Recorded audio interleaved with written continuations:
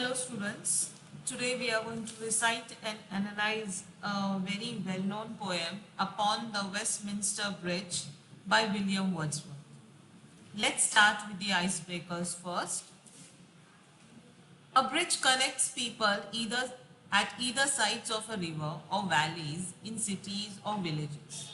Discuss with your partner the importance of a bridge to both the cities and villages and complete the table.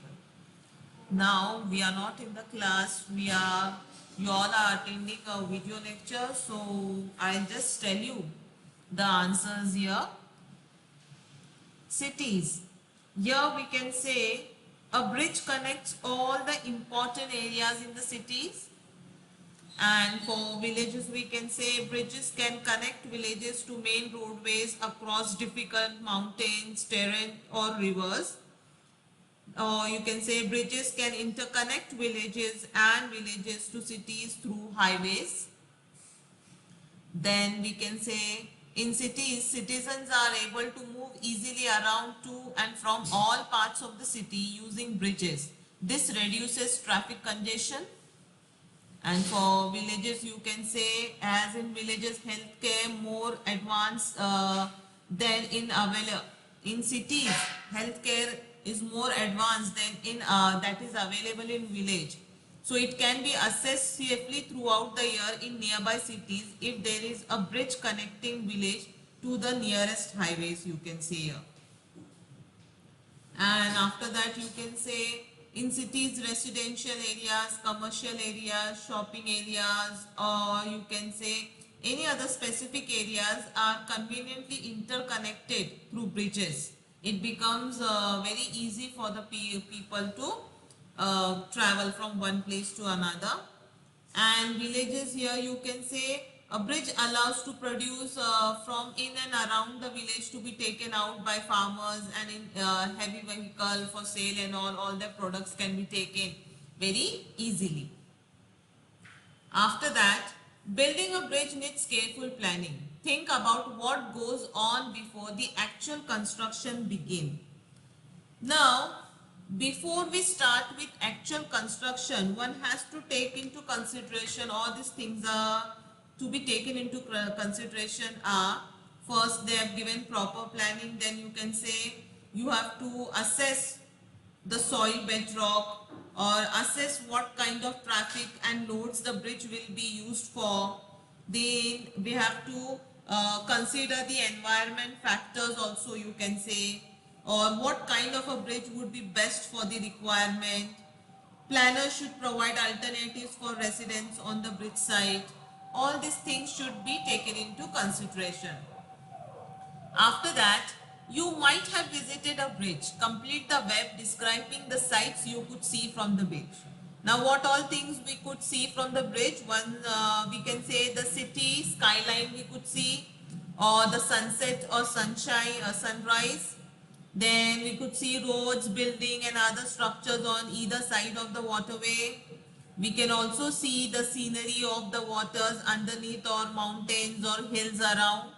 So all these things we could see from a bridge. After that, here in the first para, they have given you description about the well-known poet William Wordsworth. You can go through that. And in the next para, children, they have given you in brief what is the poem about. So here I'll just tell you what they have told here. Upon the Westminster Bridge is a Petrarchan sonnet. Now what does Petrarchan sonnet mean? Petrarchan sonnet, here you can say, is a poem which has 14 line, or which is of 14 line. And here you will come to know that the first 8 lines of the poem, the rhyme scheme of the first 8 lines of the poem will be A, B, B, A. And the rhyme scheme of the last 6 lines of the poem will be C, D, C, D and C, D. So when the first 8 lines have rhyme scheme, that is A, B, B, A, B, B, A, it is known as what? Octave. And the second last 6 line which has rhyme scheme C, D, D, C, D, C, D and C, D is known as what? Sestet. So This means Petrarchan sonnet. In this poem, the poet has used this poetic, you can say, style, in which the poet describes the beauty of the bridge as seen at dawn from the Westminster Bridge. So here we can come to know that here the poet is standing on the Westminster Bridge, and as he stands on the Westminster Bridge, he observes the view of London from there.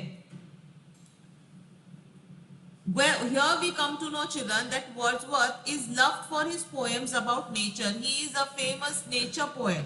But here we come to know that in this poem, Wordsworth appreciates the beauty of the city, which looks serene early in the morning. So you see here, it is being told here that bridge as seen at dawn from the Westminster Bridge. Then the world had to still experience the industrial revolution. At that time, there was still industrial revolution had not taken place. The poet was enthralled by the panoramic landscape, beauty, calm, and quiet nature before him. Means he was really very happy and enthralled by the beauty of city early in the morning, which looks serene early in the morning, especially since he is seeing the city without any usual, you can say, noise and activity. So let's start with the poem now. Now, earth has not anything to show more fair. Means here we come to know the poet is trying to tell us that there could be not a more beautiful scene on earth than the one before him now. Means the scene of the city early in the morning, to him he feels is the most beautiful scene which he had seen ever in the life, and he also feels there the earth cannot show more beautiful scene than the one he is seeing at that particular time.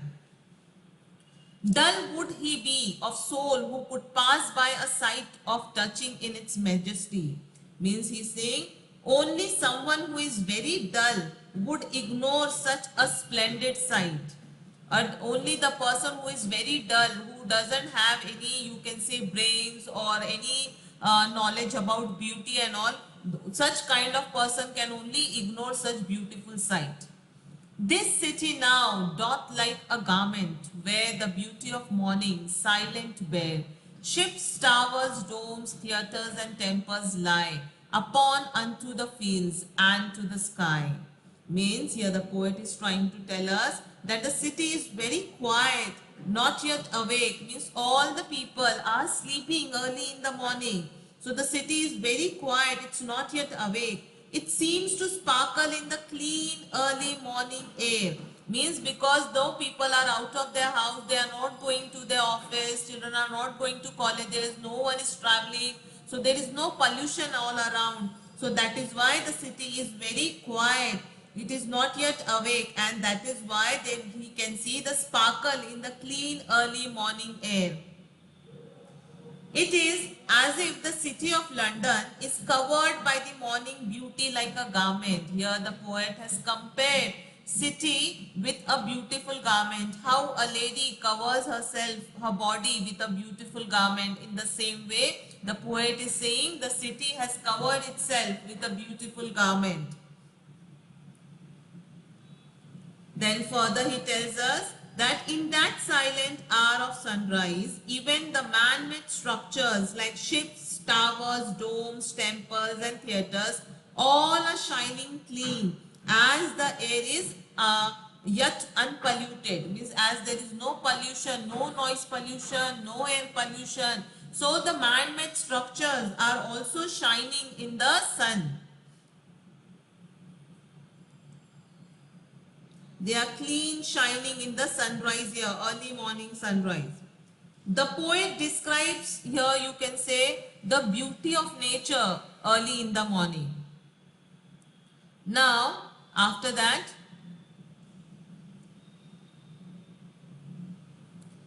all bright and glittering in the smokeless air. Never did the sun more beautifully steep. Means here he is trying to tell us the poet has never seen anything so beautifully lit up by the morning sun. Means because of that morning sun rays, everything in the nature has turned very you can say golden color. So it is looking very beautiful and the clean air all around, no pollution here. In his first splendor, valley, rock or hill, never saw I, never felt a calm so deep. Means here the poet is trying to tell us that the beautiful early morning sunshine, its rays on valleys and hills and rocks too.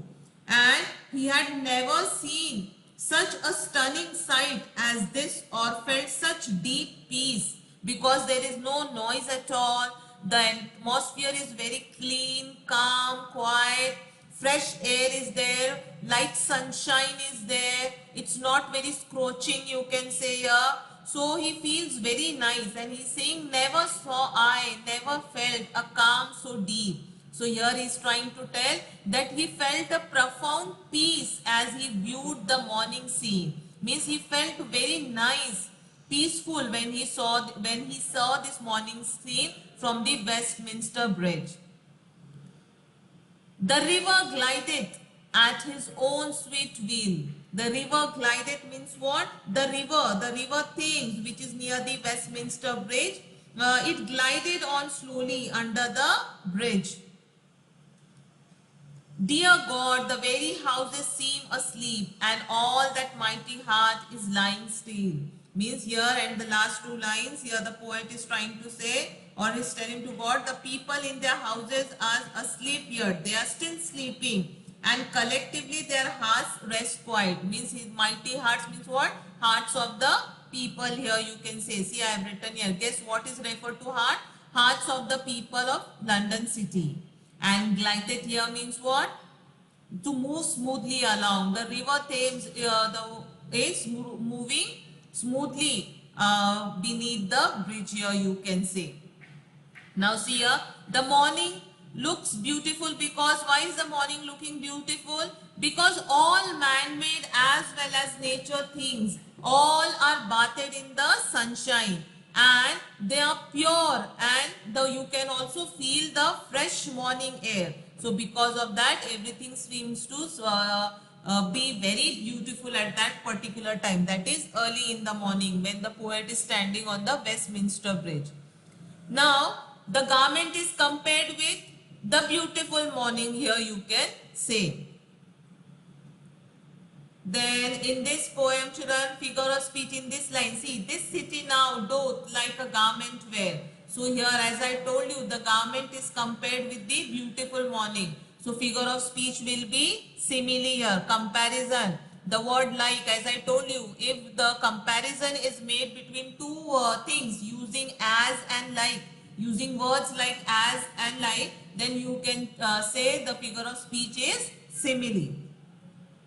After that, never saw I, never felt a calm so deep. Now never saw I, this is not in correct prose order. So you can say the figure of speech will be inversion here, because the line is not in correct prose order. The correct prose order will be I never saw.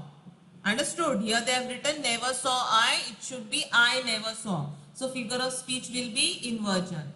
After that, the river glided at his own sweet will. Here the figure of speech will be personification, because here the poet has given human quality of moving along to the river here. It is said that river is just moving at its own pace here. Its water are not yet disturbed by the ship or any other things here. So because of that, it is moving with its own pace. So here you can say personification, human quality of moving is given to water. I hope you have understood the poem here. Here student, we can say the poet has written about the city in a, you can say, very nice way. Means usually what we feel, the city is noisy, crowded and grimy and all. But here the poet has very nicely described the beauty of city through his poem here. So you can say it is a positive way of looking at something that is not often appreciated. We usually find that people always appreciate or they like to go to villages and spend time with their family, and all they want to just be around the greenery and feel the freshness of the village life, freshness of the air there, because it's not polluted there. But here through this poem, the poet has nicely described the beauty of city, freshness of the city early in the morning. So from here, because of that, whatever we have seen from the poem, we can say that we can find something to admire in the most ordinary things. It is our, you can say, view, how we look at things. If we look at thing in a very beautiful and positive way, the thing will look very beautiful to us. It is our view which is very important here. So I hope you have understood the poem. Here you have to only keep in mind that the poet here wants to tell us that how beautiful the city looks early in the morning. He just wants us to appreciate the beauty of city, which is we can find early in the morning here. I hope you have understood the poem. In my next lecture, I will be discussing the brainstorming question of this poem. Thank you.